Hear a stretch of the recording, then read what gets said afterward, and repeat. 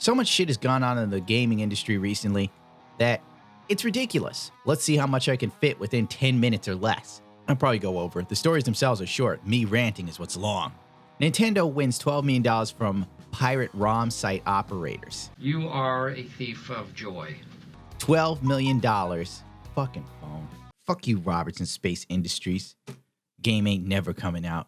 Nintendo wins $12 million from a husband and wife duo. Obviously, these two people were horrendous criminals of the highest order. The owners of the now defunct ROM sites Love ROMs and ROMRetro.co have agreed to a $12 million judgment in favor of Nintendo. The operators, a married couple, admit to both direct and indirect copyright trademark infringement. Both parties requested the court sign off on this unusual judgment, which will end their legal battle. These two poor pieces of shit basically performing a service for Nintendo fans for God knows how long, because Nintendo is deaf as fuck. Nintendo's like your fucking grandmother. Christmas rolls around and you tell her, I'd really like a, Donkey Kong Retro, Nana.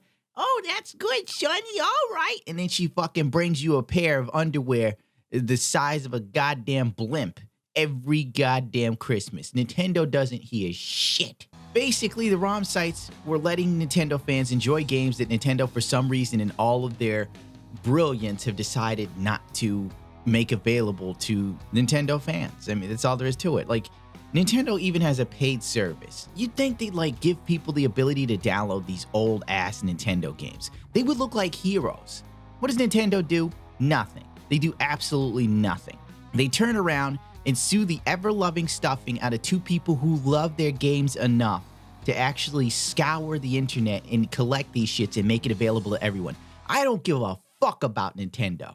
I give so little a fuck about Nintendo. If someone came to me and said, you could save Nintendo or you could get $25, which will it be? I'll say, $15, little man. Put that shit in my hand. Nong, nong, nong, nong. And then they go, we said 25. I'll do it for 15. That's how little I care. I've always hated Nintendo. This just cements it. I've been pissed at Nintendo since the GameCube. I know I've said this 1,000 times before in my life about how I was waiting for Zelda to come out, and then, when Zelda's supposed to come out, Nintendo goes, oh no, we're now going to release Zelda on the Wii first. It'll come out on the GameCube later. You marketed this shit for the GameCube. Now you want me to buy the next console to play the game that you promised me in the last console. Fuck you, Iota, or whatever the hell his name is. Hiroshito Hakakami. I don't give a shit. And never again. I have half a mind to steal Nintendo games and emulate them. So you assholes can suck my nuts, Nintendo. I'll play your new Zelda in 4K 60 because your shitty ass little Switch can't do it. The Switch is actually very nice. Yeah, and so is Oxygen. But at least the Oxygen's free. Oh wait, clean air tax. Fuck. So anyway, the rest of this article basically says that Nintendo's trying to set an example with these two poor schmoes. And most likely they won't be paying $12 million, but it's just something to scare ROM sites, which it has successfully done so far. Many people believe that this will most likely be a move for Nintendo to not only scare the ROM sites, but later on offer their own service, which has these games. How pathetic is that? You wait 1 billion years until you realize, now that we have a paid online service, we can really milk this shit out of our fans that live off of nostalgia. Let's go release another Mario game. Mario's older than me. This is ridiculous. Shouldn't he be in an old folks home by now? This is just too much. And people still just let it slide. I don't know what to say. I feel bad for these two people. Even if they don't pay $12 million, they're going to be paying out the nose. The rest of their life is going to be paying millions of dollars, maybe 4, maybe 3, maybe even 1. But it doesn't matter. It's money they don't have, and they're going to somehow still have to pay just because they cared about a company enough to offer this shit for free when the company itself wouldn't even do it. Pathetic. This is gaming in today's world. Eat a dick. Gundam, you seem extra angry. Is it because your little choo-chums is gone? You're right. My little pup is gone, and that means I'm meaner than I've ever been. Publishers say early access is boosting sales of special edition games. Hold on, let me load my gun so I can put myself away. And we can expect dual release dates to continue, says publishers. Well, that's great. Isn't that great? I knew, this is basically because EA's Battlefield 5 did fairly well with this system. And EA is hurting so bad, they're going to do whatever however they can. Because as of October 29th, EA has suffered an 18-month low. Evan Winger writes, expecting deceleration in live services revenue and seeing clouds around declining search volume. FIFA Ultimate Team moving to Battlefield 5, blah, blah, blah, blah, blah. I think they're down 40% overall in the past year from where they were last year. Let's see. This article says it's a big week for video game launches. Warner Brothers and IO is delivering Hitman 2.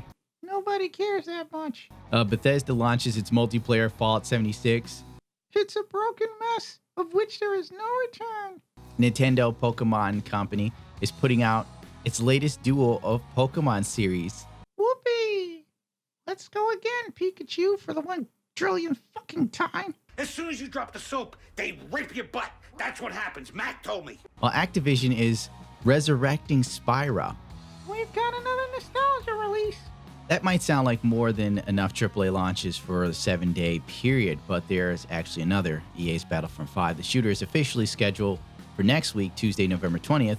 But if you buy the deluxe version of the game, either digitally or via physical retailers, you could play the game today. Now, this was published, what, a day or two ago?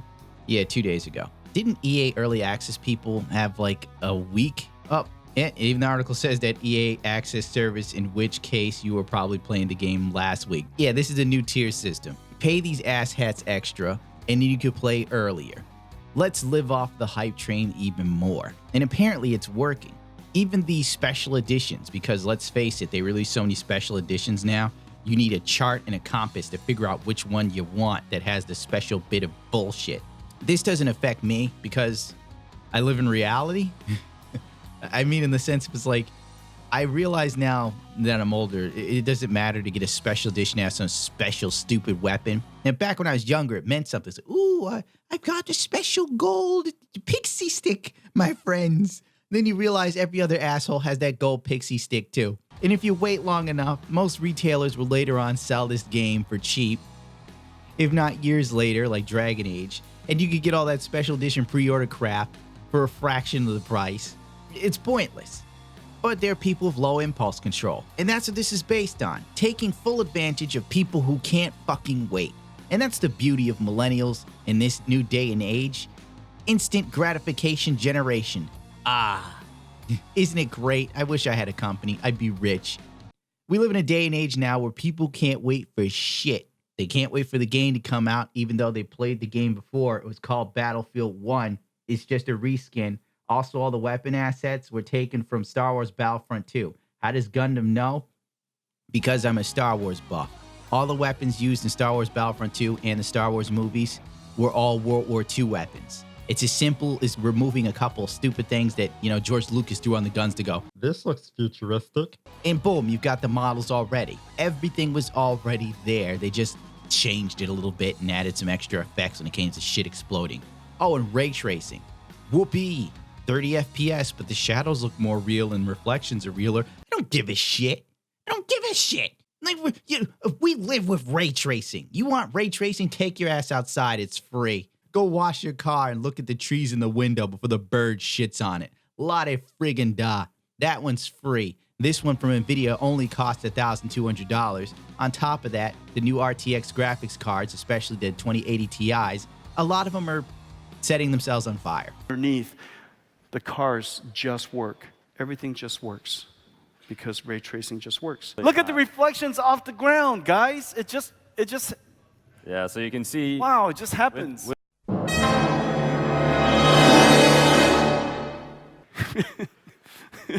So yeah, you basically paid NVIDIA enough money to buy a 250 motorcycle for the damn graphics card to explode in your computer.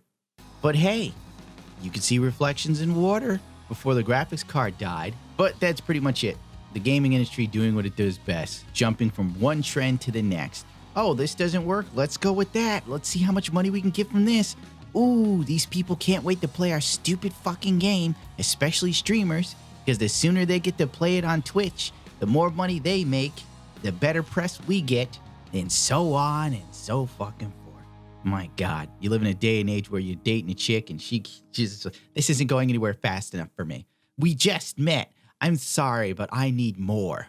Good luck with that, honey. You don't know who I am. I'm basically video game Jesus. Every day I die for your sins.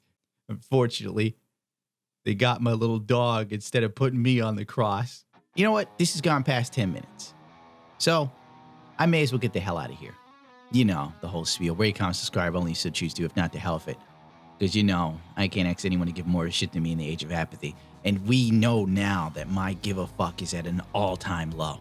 I might have to do like a telethon with Jerry Lewis. I'm gonna sit in a chair like I have muscular dystrophy. And he starts dancing around me with his jet black dyed hair. The man 2 days older than dirt, singing, "When you're smiling, the whole world smiles with you," as I pout in my wheelchair. Gundam has gone to the dark side. And I'm gonna finish my day off by watching Seagull complain about the state of Overwatch. I should send him a personal message, but it would be too hateful. He's like, when did Overwatch get like this? Rock, paper, scissors. Really, motherfucker? You knew when it was happening. When Jeff Kaplan sat there, looked us all in the eye and said, we're trying to make Overwatch more fun to play. Fuck Overwatch. My God. There's only a handful of people left. The hardcore fans that just can't get off of the Overwatch skin crack. Then there's the people who just want to role play in Overwatch because it's a weird thing. And then there's the professional streamers who make their living playing Overwatch in, like, you know, masters and grandmasters. All that's left is garbage. For the average dude like me, fuck this. I should do a rant on Overwatch. I'm out of here now because I'll go on forever.